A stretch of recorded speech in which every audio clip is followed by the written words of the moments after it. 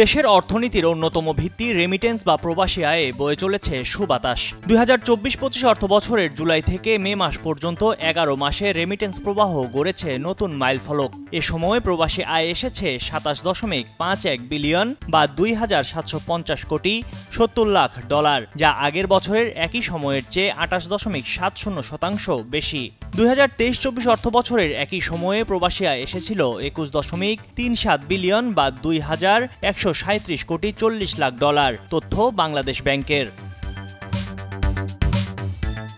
তথ্য বলছে এর আগে একক বছর হিসেবে এত বেশি প্রবাসী আয় কখনো আসেনি। 2020-21 অর্থবছরে প্রবাসী আয় এসেছিল 2,477 কোটি 77 লাখ ডলার, আর 2023-24 অর্থবছরে প্রবাসী আয় এসেছিল 2,391 কোটি 22 লাখ ডলার। চলতি বছরের 11 মাসই 2,750 কোটি ডলার আসার মধ্য দিয়ে আগের সব রেকর্ড ভেঙে গেল।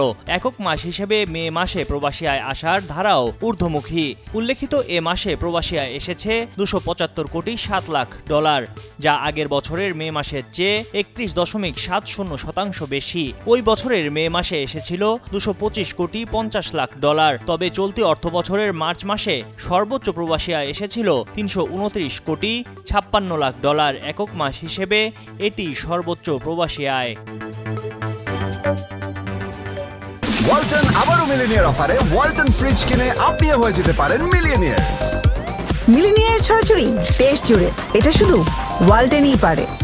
বাংলাদেশ ব্যাংকের নির্বাহী পরিচালক ও মুখপাত্র আরিফ হোসেন খান বলেন, দেশ থেকে অর্থ পাচার বন্ধ হয়েছে, একইভাবে হুন্ডির দৌরাত্ম্যও কমেছে।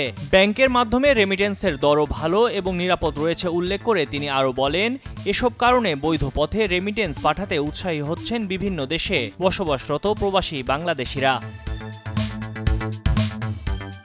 কেন্দ্রীয় ব্যাংকের তথ্য অনুযায়ী 2024-25 অর্থবছরের প্রথম মাস জুলাইয়ে 191 কোটি 37 লাখ 70 হাজার ডলার রেমিটেন্স এসেছে। আগস্টে এসেছে 222 কোটি 13 লাখ 20 হাজার মার্কিন ডলার। সেপ্টেম্বরে এসেছে 240 কোটি 41 লাখ। অক্টোবরে এসেছে 239 কোটি 50 লাখ মার্কিন ডলার। নভেম্বর মাসে এসেছে 220 কোটি ডলার। ডিসেম্বরে এসেছে 264 কোটি ডলার। জানুয়ারিতে 219 কোটি ডলার এবং ফেব্রুয়ারিতে 253 কোটি ডলার। মার্চে 329 কোটি ডলার। এপ্রিলে আসে 275 কোটি ডলার এবং সর্বশেষ মে মাসে আসে 297 কোটি ডলারের রেমিটেন্স।